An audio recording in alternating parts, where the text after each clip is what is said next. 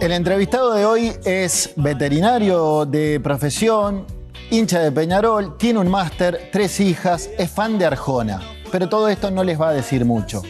Es el secretario de Presidencia de la República y por estos días se ha confirmado será el delfín del presidente en la búsqueda por retener el gobierno, ya que será precandidato del Partido Nacional. En instantes, seré curioso con Álvaro Delgado.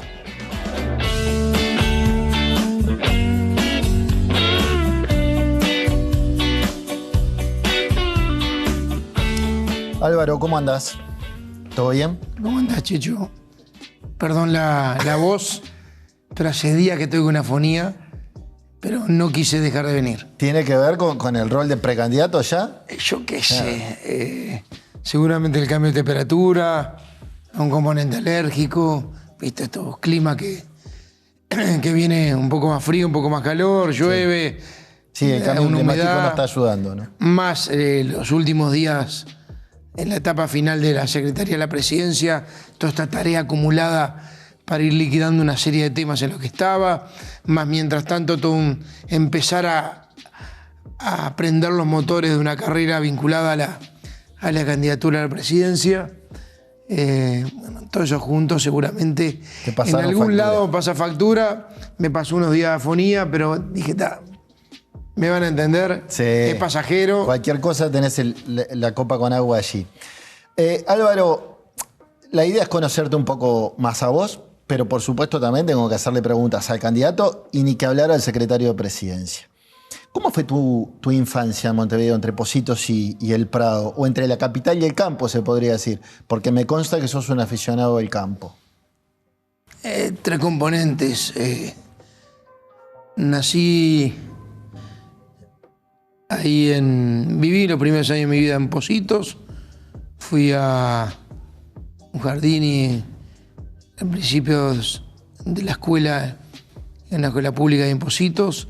Después me mudé a Reducto contra el Prado, en realidad del lado de Reducto. Y fue una escuela privada ahí. Después fue al Liceo Sagrado Corazón y después al Juan 23.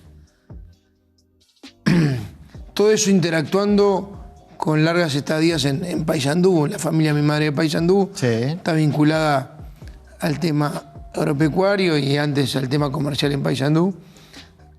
Así que un poco en esos 2 temas, más Atlántida, que era la casa de veraneo de mis abuelos, que era la casa de veraneo de mi familia. No somos una familia grande, con lo cual es mi madre y una hermana. La hermana vive en Argentina, con lo cual era mi madre, mi padre, mi hermana y yo. El punto de coincidencia en los veranos sigue siendo en gran medida la casa de veraneo de Atlántida. Bien. Mucha gente no lo sabe, lo hemos hablado en otra oportunidad, pero sos veterinario de profesión. Y alguna vez me contaste que no nació por una vocación clara por los animales, sino más bien por tu gusto por el campo. ¿Qué fue lo que te llevó a decantarte por la veterinaria?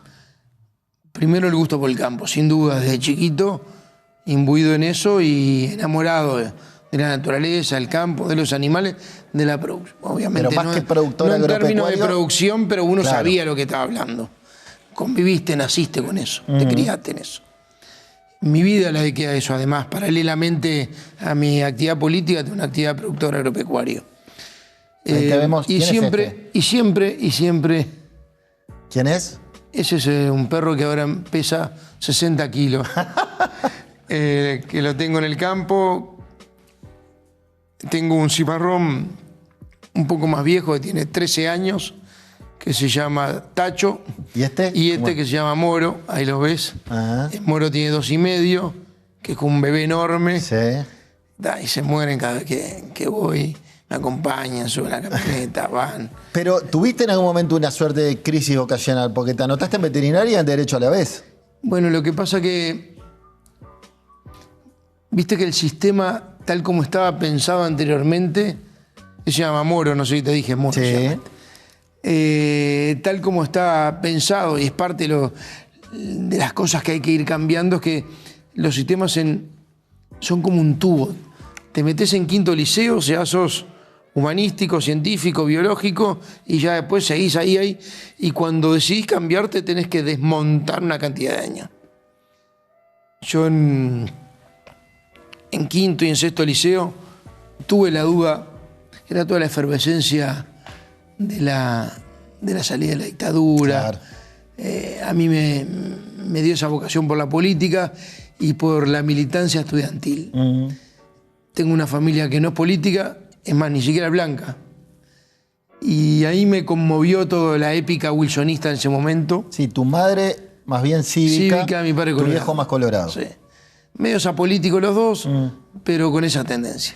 ¿Y a vos quién mí te me cautivó? vinculó por algunos tíos y algunos amigos, sobre todo de Paysandú, la épica wilsonista me marcó mucho. A eso iba. Sé que te marcó la épica wilsonista, pero ¿no te sentís wilsonista, o sí? Sí, absolutamente. ¿Sí? Me siento blanco, primero que nada. A eso iba. Tremendamente blanco. Y obviamente... Hay otros que hacen cuestión de su wilsonismo, ¿no? No, yo no. Con esto no soy estereotipo de nada. Porque sos dogmático. Pragmático. Obviamente nací con esa épica. Mi primer cargo electivo fue diputado como correntado wilsonista. Y después formé con Luis Aire Fresco en el 2009.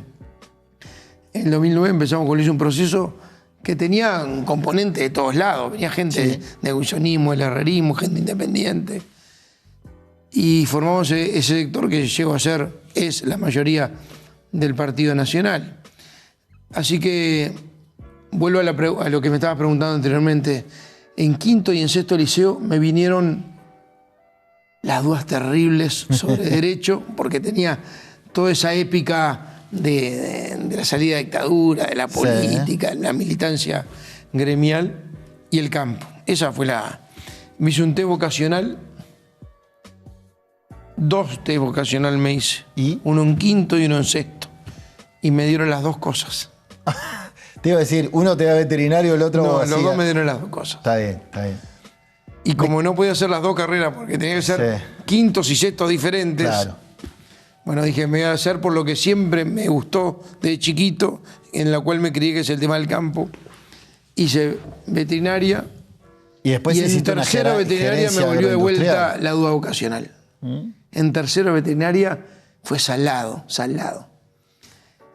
Y ya había estado con militancia gremial a nivel universitario. Integré el claustro de mi facultad, el consejo de mi facultad 2 veces. Integré el Consejo Directivo Central de la Universidad de la República. Uno de los 3 estudiantes que dirige la Universidad de la República, electo por los estudiantes, en mi caso por CGU. O sea, que recorriste el gremialismo también. Y tenía esa vocación y me dio mucha pereza. Primero no me daba muchas ganas, pero después pereza de montar ya 5 años, ¿no? Claro. Entonces estuve en algunos cursos de ciencia política. Dije, bueno, cuando me reciba, hago un posgrado más vinculado a lo que me gusta, que era más la parte proyectos, gerencial, económicos. Y recuerdo que me recibí en el 95 y empecé por el tema del posgrado. En gerencia agroindustrial. Sí, pero antes, lo que nadie sabe, es que en realidad yo ya en vía de casamiento, lo que hice fue postular para una beca en el exterior, ¿no? De Economía Agrícola en la Universidad Inglesa, la Universidad de Reading. ¿Y? Que había aplicado y estaba encaminado y justo me había casado. Mis suegros se fueron a vivir al exterior. Justo poco tiempo de casarme, mi mujer quedó embarazada. Y viste, cuando ya cambia un poquito el panorama, yo opté a hacer por un posgrado acá en Uruguay, en la Universidad de Roth, un diplomado de 1 año y medio de gerencia en todo lo que tiene que ver con la gestión agropecuaria. Bien. Y agroindustrial. Lo mencionabas hace instantes, en 2008-2009, con Luis Lacalle Pou, forman una agrupación política que no es ni herrerismo ni wilsonismo. va por una tercera vía. El nombre lo define, aire fresco, es aire fresco. Mirar para adelante. Sí. ¿Por qué apuntalar a la calle, Pau? ¿Qué veías en él?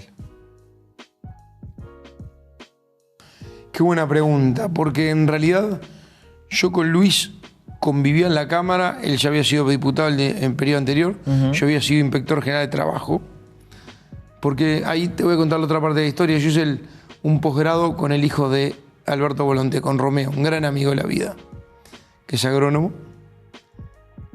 Y me acuerdo que cuando se dio la elección del 2000, que gana Jorge Valle, Alberto Volonté, que según él le habían quedado de votos lo equivalente a una FM, 11.9%,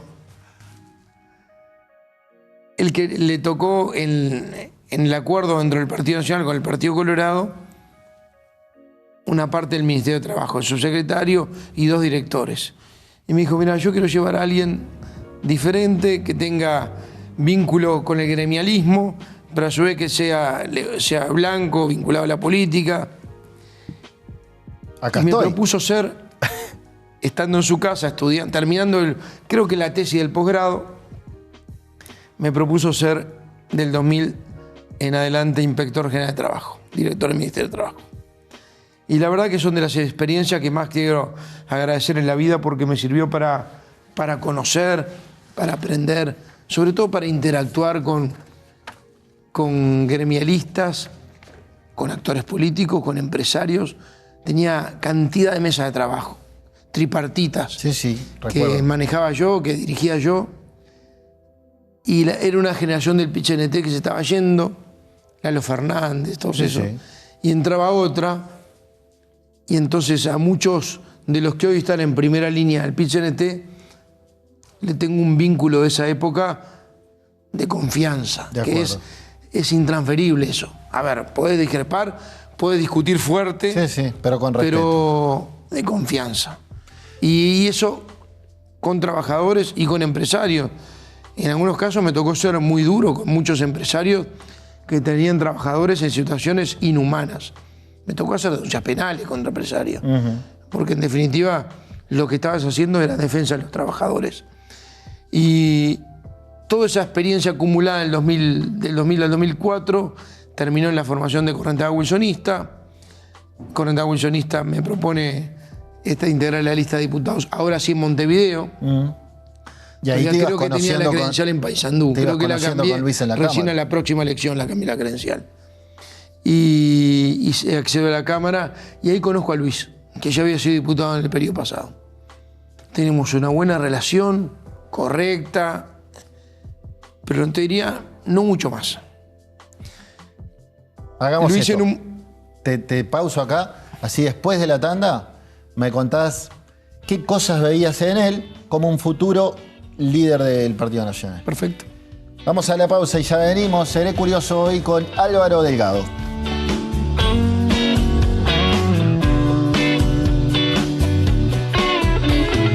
Días como hoy no fueron hechos para estar solo. Elija bien. Más opciones, mejores decisiones. Somos una empresa que tiene como objetivo brindar a nuestros clientes profesionales y particulares un servicio completo en sus proyectos de obra. Ofrecemos asesoramiento técnico, personal idóneo y materiales de primera calidad. Arte Aluminio, la empresa líder en aberturas en Uruguay. En estos tiempos, nuestros ojos están cada vez más exigidos en salud visual. Más de 40 años respaldan nuestra experiencia. Servicio profesional y personalizado que te asesorará y guiará a la mejor solución visual en lentes, de armazón o de contacto. Te esperamos en Montevideo, en nuestros 2 locales y en Colonia del Sacramento. Óptica Ruglio, salud visual.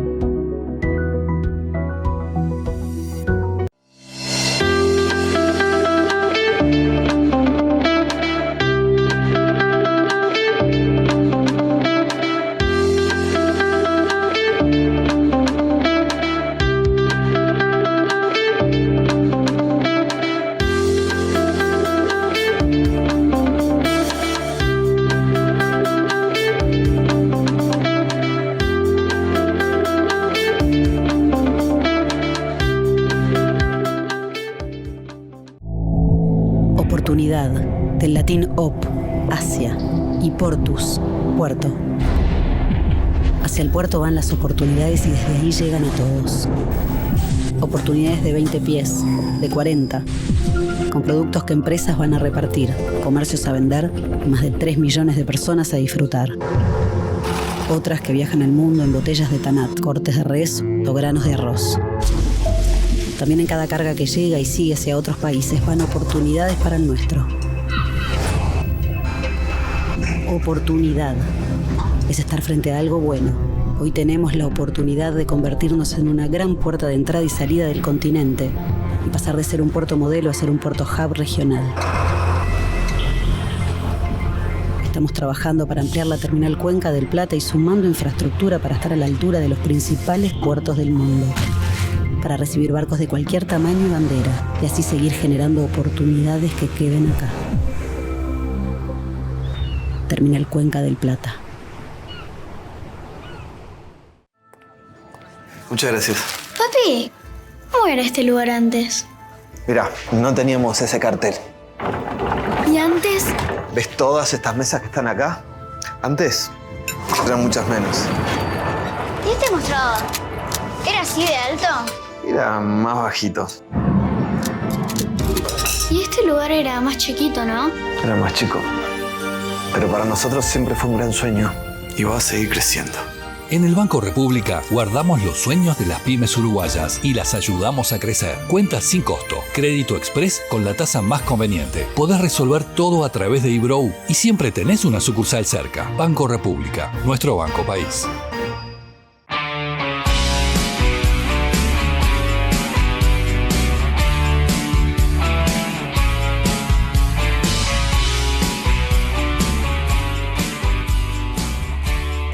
Seguimos en la noche de BTV, estamos hablando hoy con Álvaro Delgado, secretario de Presidencia de la República y ahora también precandidato por el Partido Nacional.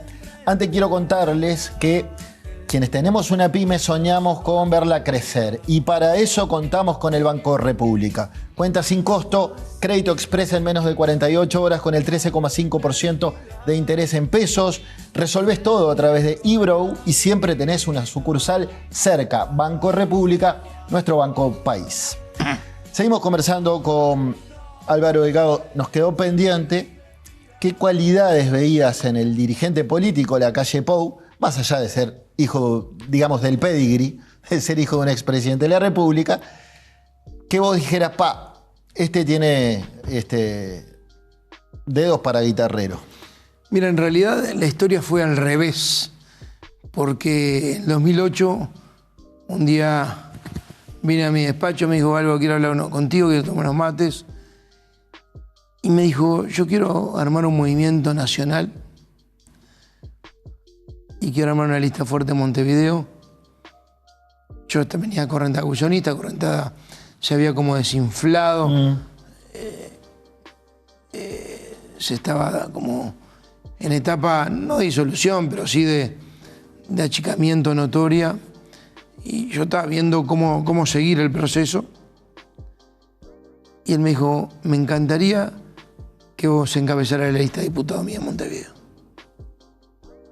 Vamos a formar un nuevo movimiento a nivel nacional, generacionalmente afín, joven. Sí. Ahí estaba Martín Lema. Estaba el Pájaro Enciso. Martinelli, José Luis Algián. No, pero estaba Gerardo Amarilla, empezaba a ver. Sí, ya mayores, sí. Pero una generación bastante joven. Sí, claro. En la política nacional. Y me invitó a armar un movimiento nuevo. Le dije que sí, me entusiasmó su entusiasmo. Ajá. Y me convenció su convicción. Bien.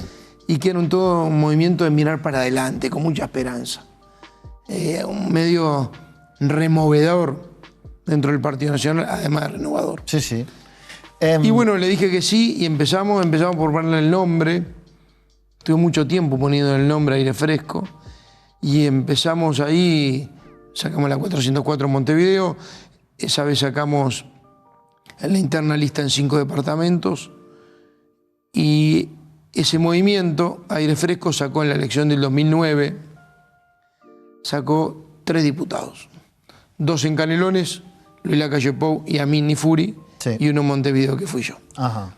Y ahí, a partir del 2010, 2011, en su camioneta o en la mía, empezamos a recorrer el Uruguay, tratando de construir una expresión nacional para sacar en un futuro lo que iba a ser una lista del Senado generacionalmente afín, joven, con una mirada generacional sobre el partido, sobre el futuro, sobre los problemas. Y la verdad que íbamos con una idea y volvíamos con la de la gente. La idea era, vamos a acompañar a Luis en una lista del Senado, en un movimiento nuevo, aire fresco. Y la gente le decía a Luis, ¿por qué no sos candidato ahora?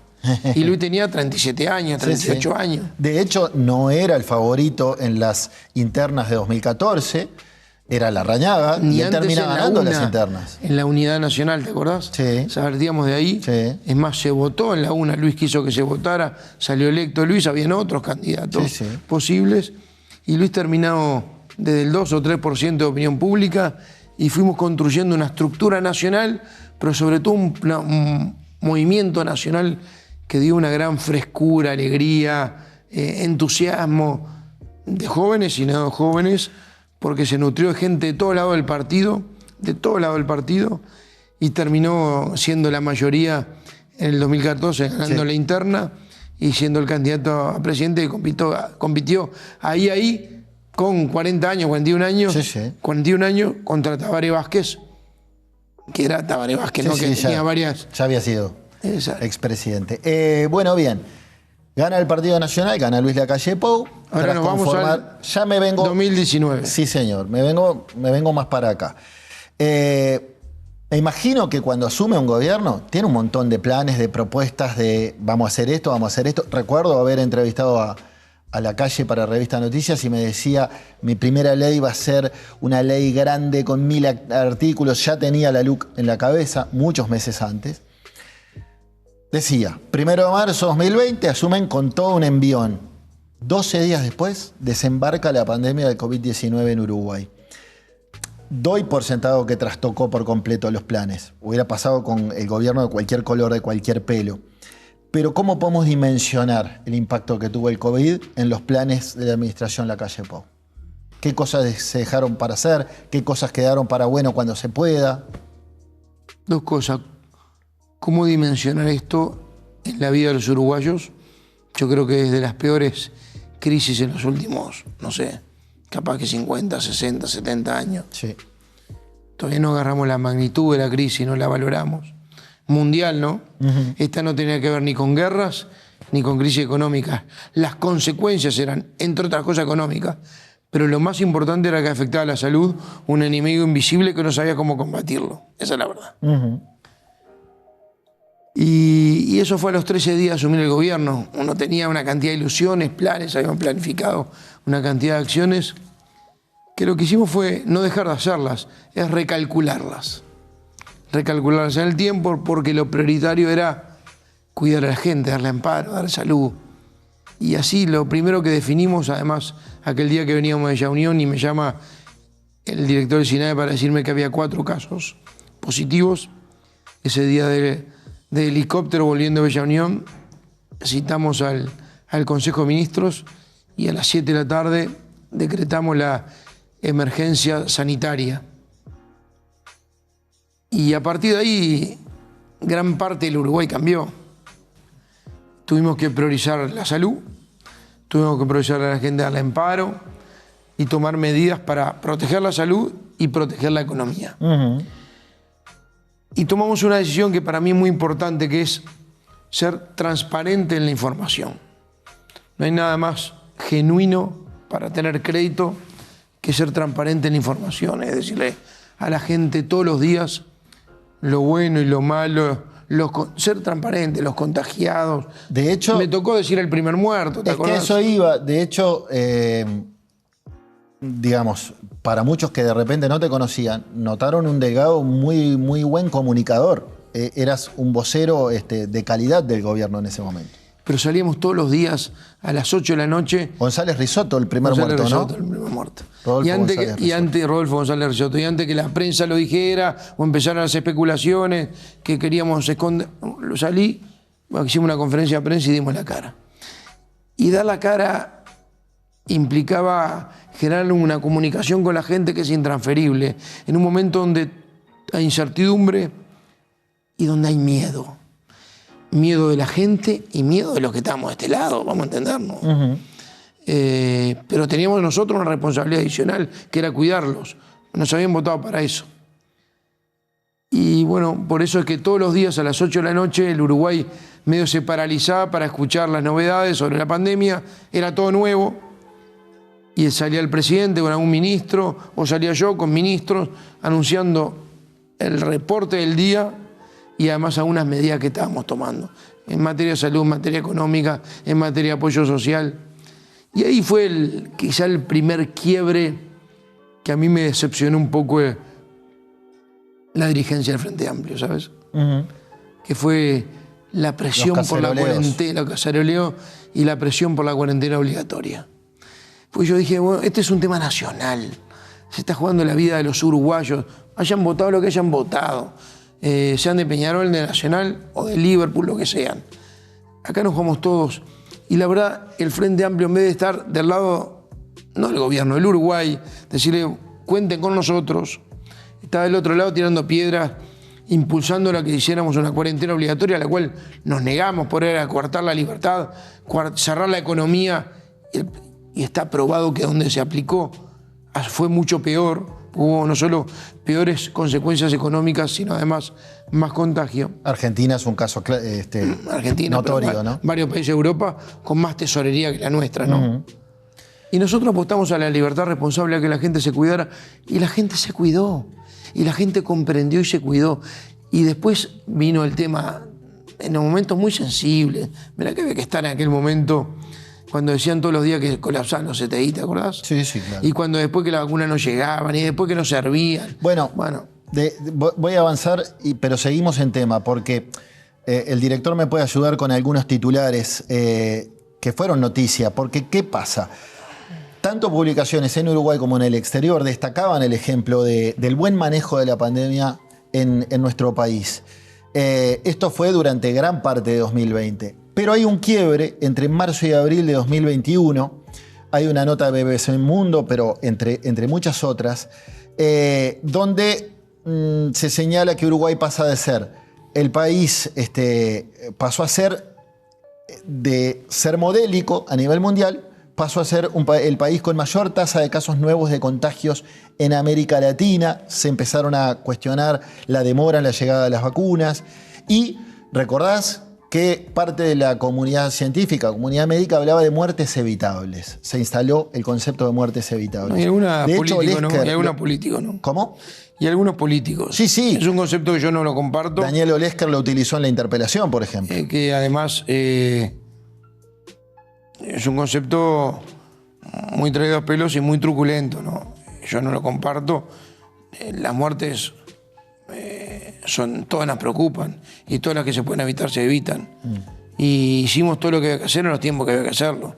Las vacunas estuvieron en su momento, es más, tuvimos mejores vacunas, más vacunas y más eficientes que la mayoría de los países de América Latina. No colapsaron los CTI ni los hospitales, a diferencia de muchos países de América Latina. El sistema de vacunación funcionó a la perfección, a diferencia, te llamaban, te daban hora, la gente iba, tenía su lugar para vacunarse. A diferencia, la vacunación fue voluntaria, pero recomendada. Incorporamos a la academia, al GACH, para que nos asesorara. A diferencia de América Latina, hoy en el mundo siguen hablando que Uruguay es un país de los países a destacar. Algunos hablan entre los 10, otros entre los 12 países del mundo a destacar en el manejo de la pandemia. Y yo creo que fue así, porque si no, uno no entiende cómo los uruguayos comprendieron, se cuidaron usando la libertad responsable. Después se vacunaron y después el rebote de la pospandemia te dice, empíricamente te dice, que el manejo de la pandemia fue el correcto. Porque el rebote fue mucho más rápido que en los demás países. ¿No hubo demoras en la llegada de las vacunas? No hubo. Es más, llegaron un poco antes de lo que estaba previsto. Y llegaron más cantidad y en mayor secuencia, porque fuimos adelantando. La secuencia en negociaciones que fueron engorrosas. Estaba negociando contra presiones de otros países de primer mundo, ¿no? Con mucho más billetera que el nuestro. billetera y peso político. Sí, sí. Tengo que ir a una pausa y tras la misma nos metemos en algunos temas de actualidad con el secretario de Presidencia y precandidato del Partido Nacional. Ya venimos.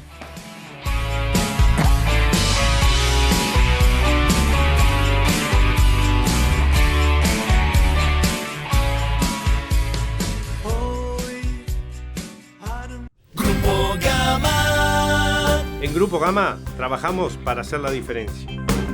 Con responsabilidad, dándole valor a la vida. Y lo hacemos en familia, para las familias y las empresas del Uruguay.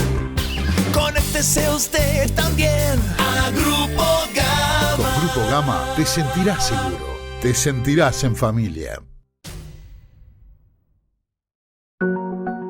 En estos tiempos, nuestros ojos están cada vez más exigidos en salud visual. Más de 40 años respaldan nuestra experiencia. Servicio profesional y personalizado que te asesorará y guiará a la mejor solución visual en lentes, de armazón o de contacto. Te esperamos en Montevideo, en nuestros 2 locales y en Colonia del Sacramento. Óptica Ruglio, salud visual.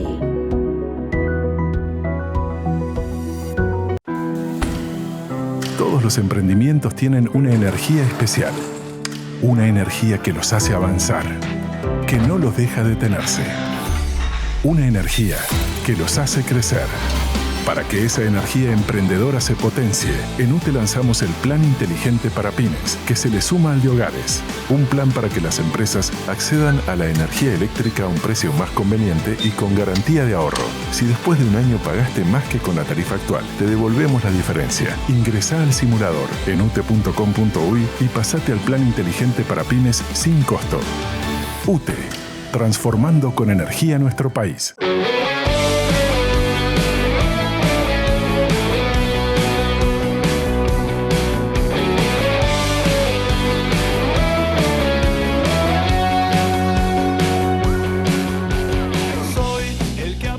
Seguimos en la noche de Seré Curioso. Hoy estamos conversando con el secretario de Presidencia de la República y también precandidato del Partido Nacional, el doctor, pero doctor por veterinario, Álvaro Delgado.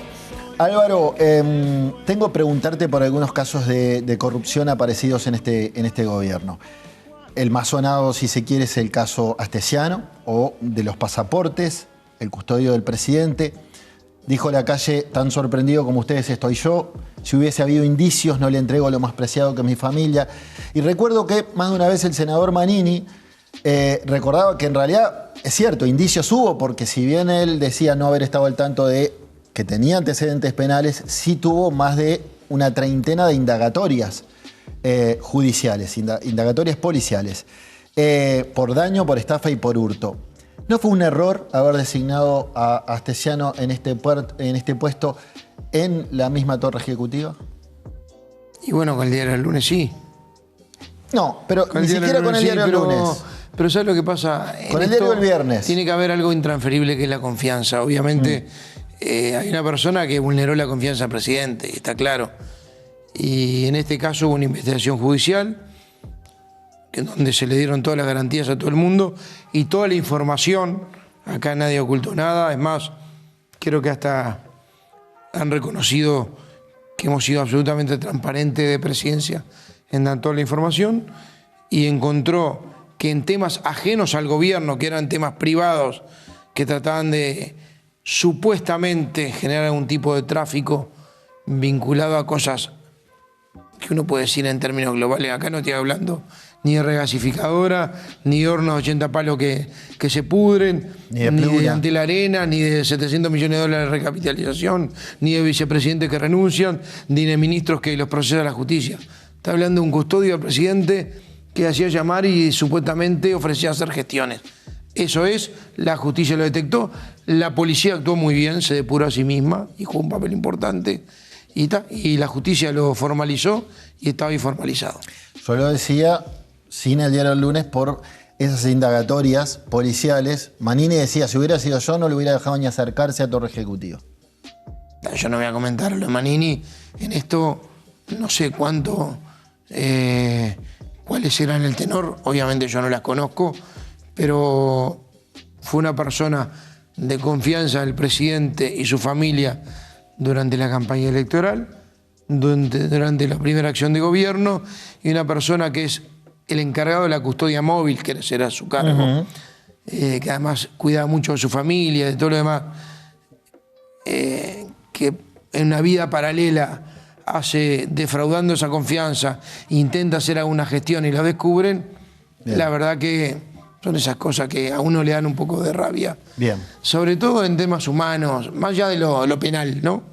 Cuando vos depositas, convivís con alguien, le das la confianza y te defrauda así una confianza. Bien. Son esas cosas que duelen. Ahora, el caso Merced parecía ser menor que el de Astesiano, sin embargo, ha tenido implicancias hasta en el gobierno mismo mucho mayores, ¿no? Por confesiones o revelaciones de la ex vicecanciller Carolina H., de conversaciones que tuvo con Guillermo Maciel, con la FLUF, el asesor en comunicación del presidente, terminaron eyectados del gobierno precisamente Luis Alberto Heber, Guillermo Maciel, Roberto Lafluf, el canciller Bustillo. Eyectado suena fuerte, ¿eh? Bueno, expulsados, digamos, pusieron presentaron las renuncias y el presidente aceptó la renuncia. Sí, incluso hubo quienes cuestionaron que no los haya cesado él. Pero así fue, como te lo estoy diciendo. Ahora, ¿sabes lo que pasa? Partimos de una base que a mí me hace ruido. A ver, yo no quiero ir al tema de fondo, pero quiero también ir al tema de las formas, y quiero hablar muy poquito de esto. Sí. Porque en definitiva, a diferencia de lo astesiano, que la justicia actuó y laudó, en este caso está actuando. Y cuando está actuando la justicia, quien determina hoy si hay algún tema vinculado a un delito es la justicia. Lo que podemos decir hasta ahora, que no hay nada ilegal, por lo menos en la entrega del pasaporte. A mí el tema de las grabaciones, no grabaciones, la verdad que es una moda que en Uruguay a mí no me gusta. A mí tampoco. Es otro Uruguay y la verdad me hace mucho ruido. Punto y aparte, lo quería dejar este comentario. Sobre lo demás, hubo una situación de sensibilidad pública, política, a raíz de que se publicaron unas declaraciones, algunos audios. Hubo vamos a reconocerlo, porque en esto, a diferencia de lo anterior que barrían abajo en la alfombra, acá no barremos abajo en la alfombra. Hablamos directamente, hacen conferencia de prensa y los periodistas preguntan. Antes no pasaba, ahora sí pasa. Los presidentes, secretarios de presidencia, los ministros bajan, hablan con la gente, hablan con los periodistas y además hay preguntas sin ningún tipo de restricciones. Entonces es importante decir, acá hubo un problema, sí. Los gobiernos tienen problemas, todos.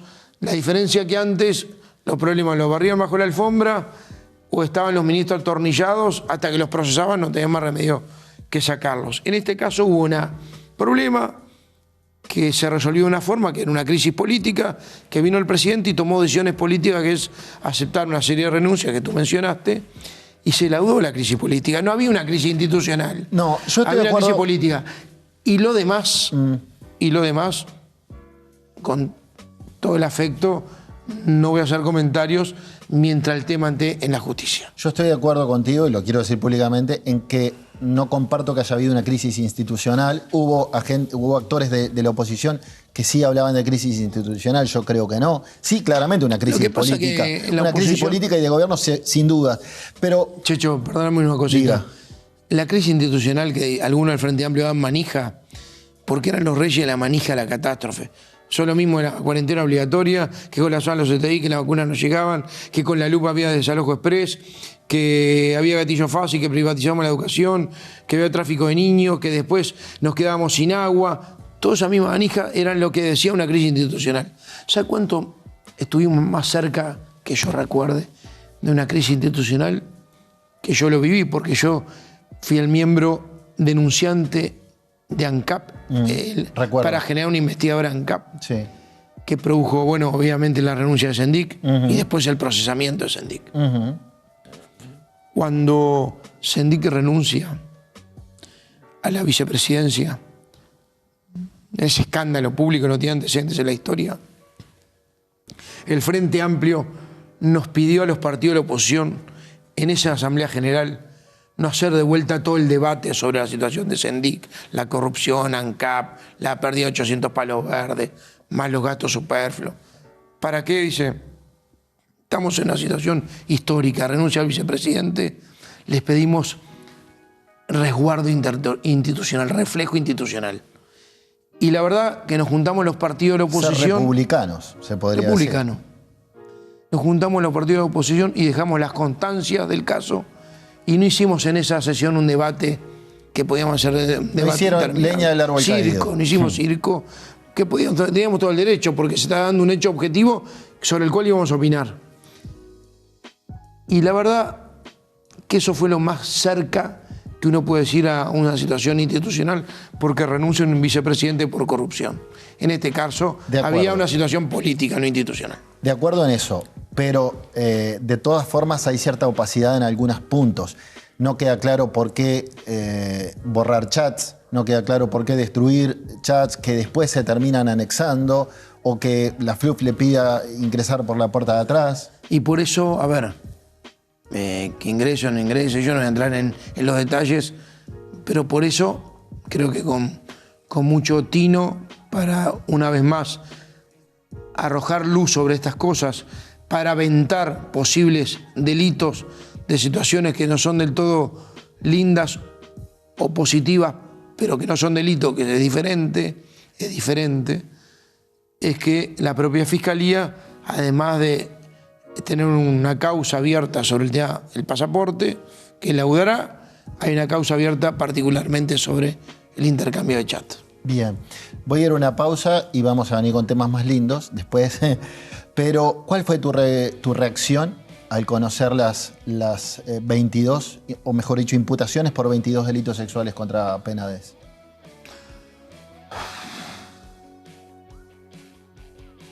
Sorpresa e indignación. Vamos a una pausa y tras la misma seguimos conversando con el secretario de Presidencia y precandidato del Partido Nacional, Álvaro Delgado. Soy el que se fue, el que volvió, el que nunca supo cuándo parar. Elija bien. Más opciones, mejores decisiones. Somos una empresa que tiene como objetivo brindar a nuestros clientes profesionales y particulares un servicio completo en sus proyectos de obra. Ofrecemos asesoramiento técnico, personal idóneo y materiales de primera calidad. Arte Aluminio, la empresa líder en aberturas en Uruguay. Todos los emprendimientos tienen una energía especial. Una energía que los hace avanzar, que no los deja detenerse. Una energía que los hace crecer. Para que esa energía emprendedora se potencie, en UTE lanzamos el Plan Inteligente para Pymes, que se le suma al de hogares. Un plan para que las empresas accedan a la energía eléctrica a un precio más conveniente y con garantía de ahorro. Si después de un año pagaste más que con la tarifa actual, te devolvemos la diferencia. Ingresá al simulador en ute.com.uy y pasate al Plan Inteligente para Pymes sin costo. UTE, transformando con energía nuestro país.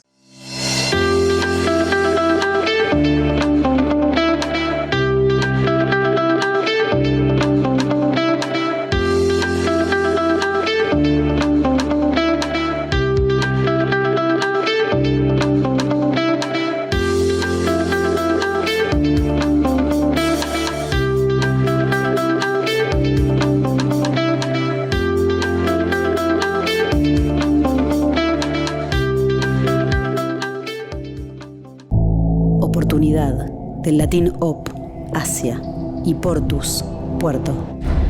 Hacia el puerto van las oportunidades y desde ahí llegan a todos.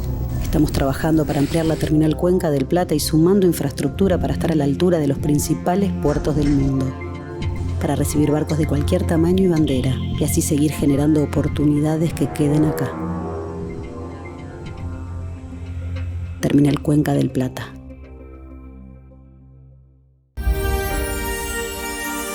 Papi, mira todos los sueños que hay. En el Banco República guardamos los sueños de las pymes uruguayas y las ayudamos a crecer. Abrí tu cuenta sin costo y obtené tu crédito express en menos de 48 horas con el 13.5% de interés en pesos, la tasa más conveniente del mercado. Además, podés resolver todo a través de eBrow. Te damos tarjeta de débito y siempre tenés una sucursal cerca. Banco República, nuestro banco país.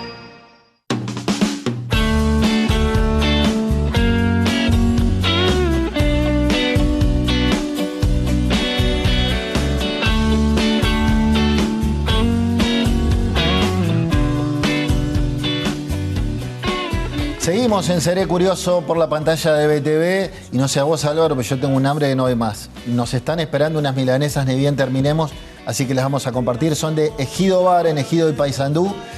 Una comida de nivel. Vayan, quise decir novela. Dense una vuelta por Ejido y Paysandú o piden por teléfono y se la llevan a su hogar.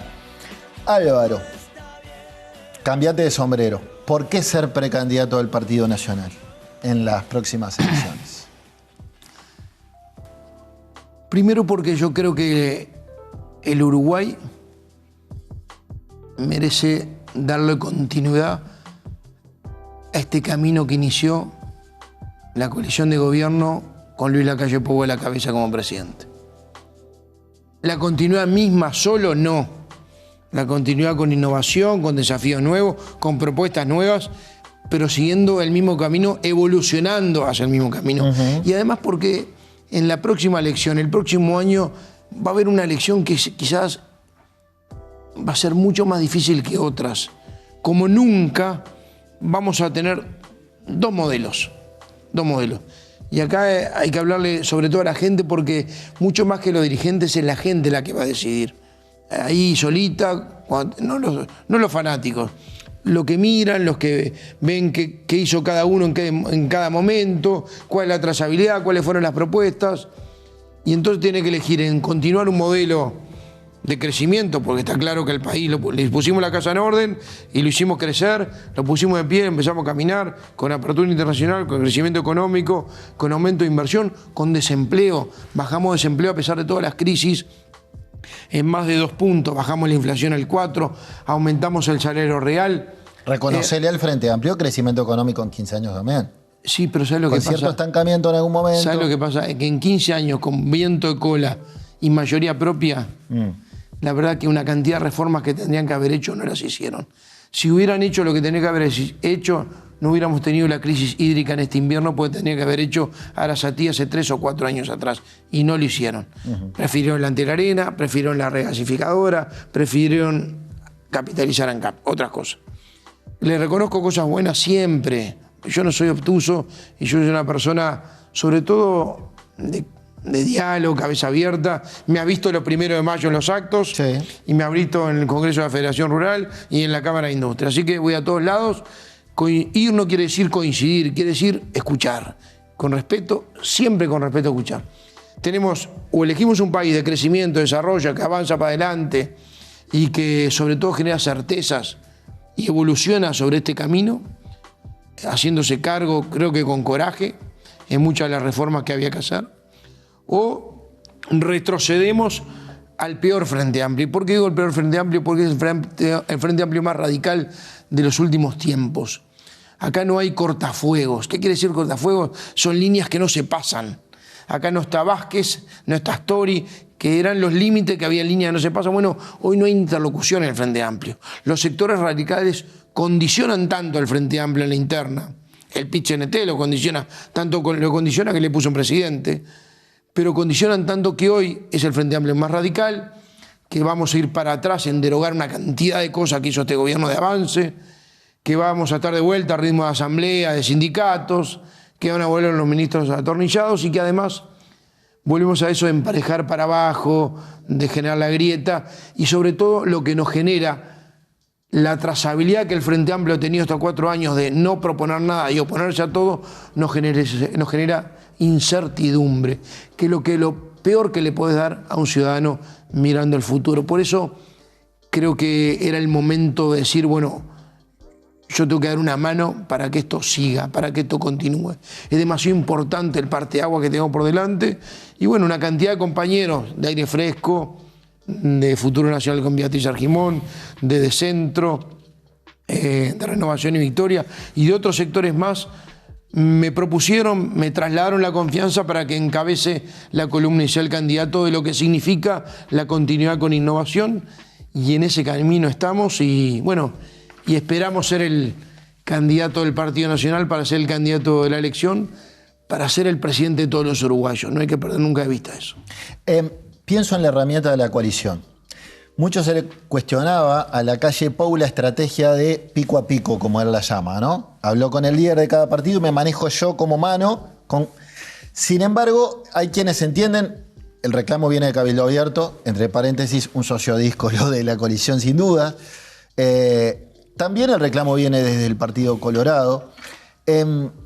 ¿Vos liderarías, en caso de ser el líder del Partido Nacional, el futuro candidato del Partido Nacional, si te tocara llegar al gobierno, liderarías una coalición pico a pico, donde vos seas mano con los líderes, o la famosa mesa que se ha reclamado, donde todos puedan, donde el gobierno sea más repartido entre todos, digamos? Está buena pregunta, porque en esto todos aprendimos sobre la marcha.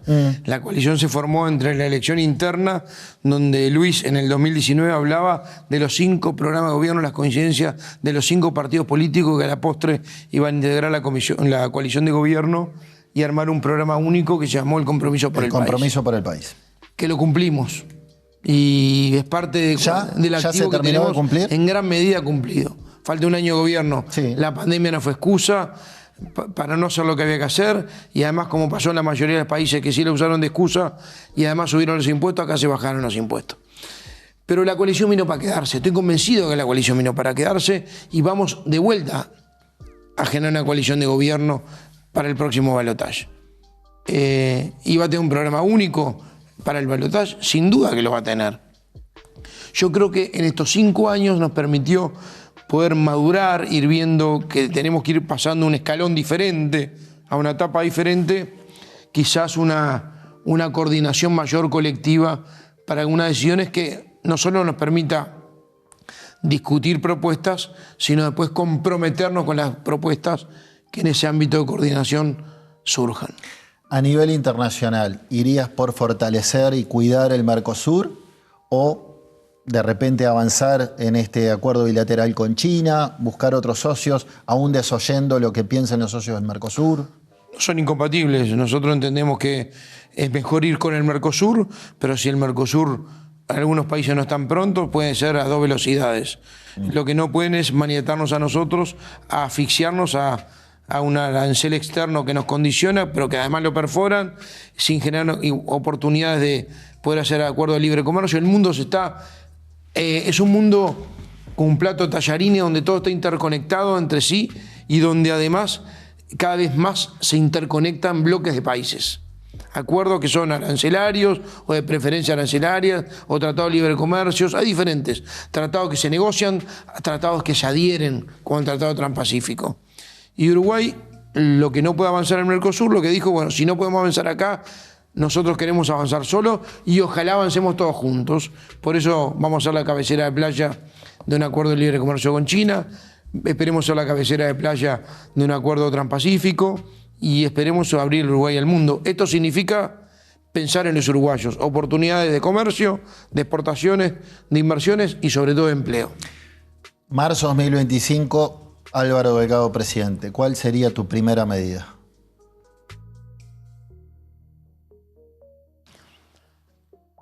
Mira, la primera medida que tuvo el presidente de la calle Pou, el 2 de marzo, con Jorge Larrañaga, estuvimos con los director nacional de policía, el ministro del Interior Jorge Larrañaga y los 19 jefes de policía. Diciendo el primer policía soy yo, a partir de ahora tenemos que hacer un cambio, y se notó el cambio. Hay mucho para trabajar y mucho para trabajar. Quizás el primer gesto de un presidente, el ya no electo en funciones, yo lo primero que haría es reunirme con todos los partidos políticos que participaron de la elección y por lo menos decirle la hoja de ruta, tranquilo, la hoja de ruta en la cual es por lo menos el primer año va a transitar el gobierno. Obviamente vamos a hacerlo en círculos concéntricos, primero en la coalición de gobierno, como es lógico, en base a un programa, pero también convocar a la oposición. Yo creo que nosotros tenemos que ir surciendo, tenemos que ir abrazando y no generando de vuelta más divisiones entre los uruguayos. Álvaro, no te vas a ir con las manos vacías, te vamos a invitar a una cena, mejor dicho, te vamos a invitar, me pongo galones que no me corresponden. Te invita a la gente de Iberhouse a una experiencia gourmet en el paseo gourmet precisamente de Punta Carreta Shopping. Ahí podés ir con tu señora, o si no, podés invitar a Agustina, Felipe y Pilar. Y aprovecho a que me cuentes quiénes son, que le cuentes a los televidentes quiénes son tus hijos, Agustina, Felipe y Pilar. ¿En qué andan? Ahí los vemos, mirá. Agustina, la más grande, 24 años, técnica agropecuaria, la novia hace 4, con un estudiante de veterinaria. O sea, ¿aclarás que es noviada para que nadie se meta con ella? Bueno, la estoy dejando claro, no sé, hay que poner un subtítulo, pero le voy a poner. Le gusta mucho el campo, trabaja. Está bien. Felipe estudia economía. Mirá la cara de hincha Peñarol que tiene Felipe. Rabioso hincha de Nacional. No, te salió al revés. Yo ahí, y cuando, por un primo de él que era fanático, entonces, ¿sabes lo que hice? Cuando no lo pude cambiar, en un cumpleaños le regalé la camiseta y el carnet de afiliado Nacional. Está bien, está bien. Muy democrático. Está muy bien, está muy bien. ¿Quién te queda? Juega al fútbol, es muy deportista, le gusta mucho el deporte, juega al rugby, juega en los Teritos, ahora estaba jugando en unos partidos de la Sub-23, M23 Los Teros. Mirá vos. La verdad que anda muy bien. Y Pilar, que es la más discutidora de todas, empezó este año Derecho. Discutidora puede terminar en política, entonces. Discutidora, me cuestiona todo. Ah, bueno. Ayer me encaró y me preguntó si yo había hecho capitulaciones matrimoniales y si las había hecho, se había dejado los resguardos para la madre y para... Dije, no, Pilar, no es el tema para hablarlo ahora. Tengo otras urgencias. Y te decía que no te vas a ir con las manos vacías porque además te llevas los lentes de Óptica Ruglio, que, le digo a Roberto, ya te los estuviste probando en la tanda. Y le mandamos una foto al dueño de la óptica. Sí. Álvaro, la del estribo es la que le hago a todos los entrevistados. ¿Sos feliz? Sí, absolutamente. Soy feliz, estoy contento, estoy entusiasmado con la tarea que me viene por delante y sobre todo soy tremendamente optimista de que cuando vos estás convencido de algo, tenés ganas y ves que la gente siente que te pusiste el traje de tratar el brazalete de capitán y trasladás y derramás esa convicción, eso se contagia. Yo creo que el año que viene va a ser un año duro, sin duda, un año duro de mucho trabajo. Voy a tener límites en mi campaña, yo lo quiero decir, y se lo quiero decir a los que van a competir conmigo. No voy a hablar de temas personales, no voy a descalificar, voy a ser duro en el debate de ideas, pero eso va a ser el límite de campaña. Los uruguayos yo creo que se merece una campaña así, pero voy a hacer una campaña para que darle al Uruguay y a los uruguayos la chance que este camino que empezó Luis no termine con Luis presidente, sino que continúe. Álvaro, gracias por venirte hasta los estudios de Trimax Media. Señores, gracias por la compañía. Si agarraron este programa empezado, lo pueden ver on demand cuando quieran en tiempotv.uy. Hasta la semana que viene. Chau, chau.